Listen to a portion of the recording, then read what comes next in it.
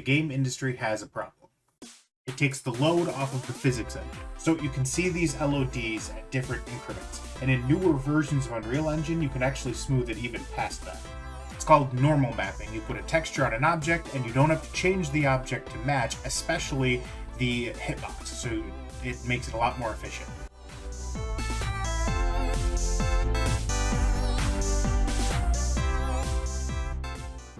Hello everybody, my name is Matt and welcome back to Game Dev Review. So it has been a minute since my last devlog. I haven't quite figured out exactly how often I want to do these yet. I want to show real progress between them, but I also do so much between them, like as far as like little things go. I'm not sure like if we should do longer form ones, shorter form ones. I don't know, I've been playing it by ear. So that being said, it's been about a month since I posted the last video, and I think I'd been developing for a month at the time that I posted that one. So we're well into the development phase. I've got a pretty good game loop going. We've got some meshes and such, which are kind of stand-ins. I wanted to make some changes to the layouts and make some adjustments to the colorations and such, but they work pretty good for now for testing. So that being said, I'm just going to jump in and give you a show. As you can see, the demo layout is gone. We now have an actual game world with a shop. We have customers that walk in. Currently, they're just using the default mannequin that comes with Unreal. And as you sit here, they'll kind of build up a queue. There's an actual village now. This is an asset that I purchased for the use. Obviously, I mentioned I'm not an artist, so this one was pretty well detailed. It comes with a lot of meshes, a lot of objects. The doors I haven't wired in yet, so you can't really open them, but you can run around the village. I don't have NPCs set up. You can see there's kind of a fountain here. I'm going to have like a water effect at some point, probably. Next to the shop itself, you can see there's like a blacksmith's area. I'm probably going to hook up, I want like a quest line with the wife of the blacksmith. I think she's going to be a good kind of tutorial is what I was going to be doing. Out front we have a water pump for use. There's a damaged barrel. If you see it, I don't see it. There's a hole in the bottom of the barrel. So you can actually pick up the barrel and it shows you the placement. That was something that I only just recently did. So that's that. I'm probably going to color it like blue. That's going to be kind of the build/decoration mode. That being said, so obviously I still have the co-op configured, so that one's hooked up to my controller right now, which is not nearby. That probably would have been smart. I have a green tea plant here, so you can harvest the green tea, and that will eventually regenerate. I think I set it every 10 seconds just for demo. I'm probably going to increase this to be longer, maybe like 15 minutes or so. There you go. And then I was going to have plants kind of scattered around that you could harvest near the village, just as like an introduction resource. Obviously, green tea is not going to be the only drink you serve. So if you know anything about tea, you got to dry the tea before you can really use it. So I have a drying rack here, and it actually has 6 slots on it, so you can dry 6 teas at once. And each one separates it, so it's kind of like a queue, so you can harvest it and then dry it, and then so you can see there's 4 seconds left on the next one. So I'm just going to place it down here on the crafting table that I have here, and you can craft a green tea box, place it down, and you can get tea bags out of it. So this tea bag, I just basically color it green to represent green tea. Probably going to have like a jasmine tea, maybe like an oolong tea. We'll see which ones I want. I'm not sure if I want to go fantasy names for these yet. It's a fantasy world, but there's also going to be different worlds. So there's going to be like a portaling system. And so different worlds would call the same plant different things. So it's kind of not... I'm not sure about consistency yet. So I have a drink chute here, which is a little finicky. They kind of fall through. Yeah, that'll stop it. That's just the hitbox as far as like it uses like a texture mesh. Not texture mesh. What am I saying? It uses the collision is a like a mesh collision. It's not an actual like box collider. That's on the to-do list. So anyway, you place the dried tea into the cup, and then you can place the cup here. We have a kettle here, and you can pour it in. So you can see I've done a display system, so you can actually see what's in the cup now. And if you've decided that that's wrong, since you can't pull things out of a cup, you can bring it over here and trash it. It's coming back over here. We can grab another one. had my sensitivity turned up a little high, so forgive me if I miss things. There we go. So now we have that ready to check out. And you can see over here the current order on the register. It tells you what it is, and then it lists what is currently in the checkout. That I think is going to be really useful as far as custom ingredients goes. For example, I'm going to be adding like vampires to the game. Vampires want blood in their tea. I deliberated for a little bit about how I'm going to do that, and I came up with the idea of blood gems. So there's a man-eating plant that's going to be in the world, and it secretes blood gems after it feeds. So every now and then, if you go over by the plant, there'll just be some blood gems sitting there. You can harvest them. You have to obviously dodge the plant, or you can like die. I'm probably going to have some sort of death mechanic, health bar maybe. But anyway, you get those blood gems back. It kind of makes it a risky ingredient to get. That's going to increase the value of the ingredient. So you can check out here, and you see he leaves, next person comes in. Currently, he just vanishes at the door. I'm going to have them eventually leave and go to some location and then exit. And so you can see that they actually will queue up here. Currently, there's spots for a couple of them. And so that's basically the flow of the game. That's how it's going to be. I'm going to be adding more things to it. It's going to be work in progress. I have everything right now as data assets.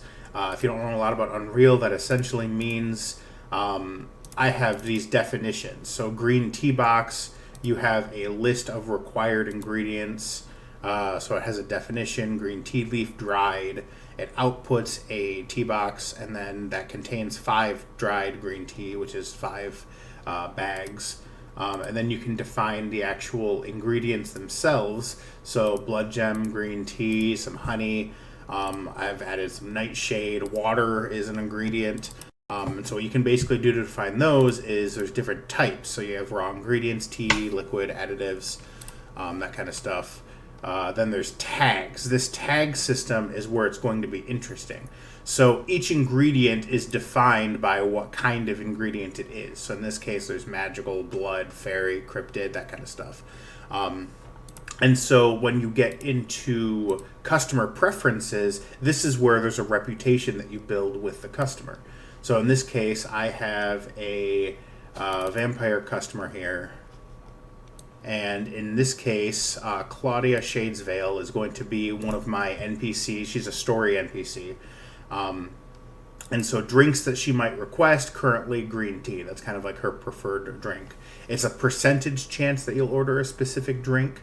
And then you have like weighted categories for ingredients. So for example, blood has a 5. A 5 basically means there's a 100% chance that she is going to order blood. That's obviously she's a vampire. There's no point in her just getting regular green tea. There's no point in her coming to your shop if she's not going to get some sort of cryptid ingredient. That being said, the modifier is also a preference. So she really likes blood. That means she gets +5 when you give it to her. And then as far as the scoring is going, required ingredients give you a 3. So if you give like a green tea, water, those give you like a +3 bonus. And missing ingredients, if you miss the blood gem or if you miss the green tea for some reason, you get a penalty. As far as if you get a perfect score, there's like a minimum bonus for that.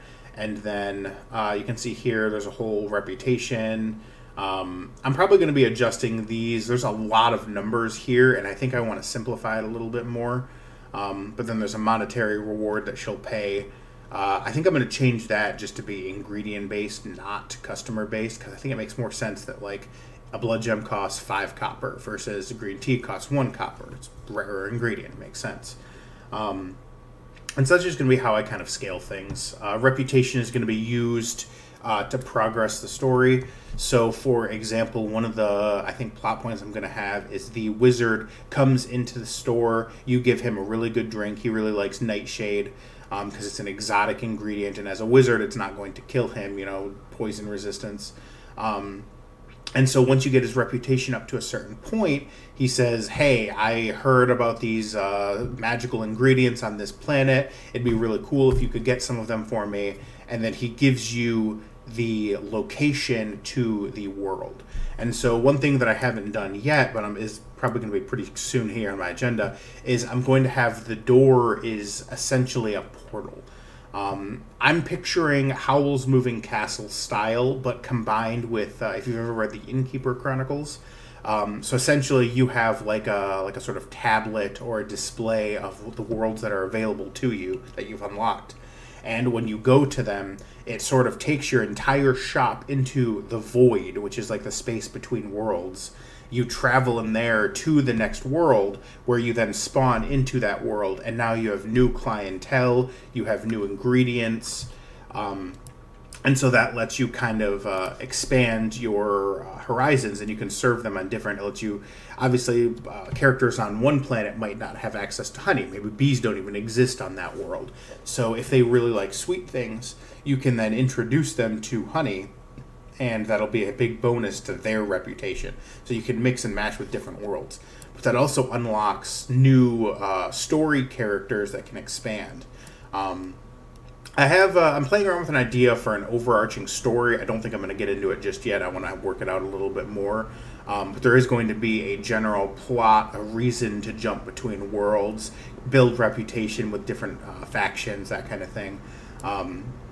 And so I think it's going to grow into a really good scalable game. The work that I've done so far, lets me add new things pretty easily. So I can add a new ingredient. At that point, it's just going to be adding game content, expanding the map, showing things around. In this case, the village here isn't particularly big. It's only a handful of buildings. I think it's really good. So this town is going to basically be, I haven't even chosen a name yet, but it's going to be like a thoroughfare on the main road to the capital of this world's nation, or I guess nation in the world. I'm not sure I'm going to do that as far as like monarchies go. But anyway, there's going to be a lot of traffic coming through here, and that's where you base your shop on. So that's going to let me introduce a lot of new NPCs, a lot of new items, but it also means I'm going to have to kind of build the world's lore and environment more. This is very simple. I mean, if you run out here, there's pretty much nothing out here. Even the grass stops. There's no boundary. You can just walk right off the edge right now. So I'm going to be working on that. I'm probably going to be adding a little bit more detail to the surrounding landscapes. This is kind of just the preset that came with my pack. I'm not an artist. It's going to be kind of hard to do this kind of work, but that's probably going to be where most of my time goes, is just trying to cobble together good models, especially given that I don't have a lot of time to do this. I mean, I've been doing this with like a few hours in the morning, and I don't even really have time at night, so it's just kind of been slow going. I work full time, so I do it between my job. That being said, I think I've made great progress. I'd like to hear any notes if you have them. And yeah, I'll see you in the next one. Speed round, things that I missed. Okay, first, player model. This is a pretty good model, comes with a lot of different pieces, decorations. I'm going to have some sort of customization so you can differentiate player 1, player 2. Second thing, barrel, pump. You can actually pump the water. It refills the barrel for you, so that's how if you pick it up, drains out, 0, you can pump it. There's a hitbox each time. That's how you refill the kettle. Third, there's an upstairs. Haven't unlocked it yet. Currently, the player can't even physically fit up there. There's going to be some sort of decoration system. We're going to be working on that later.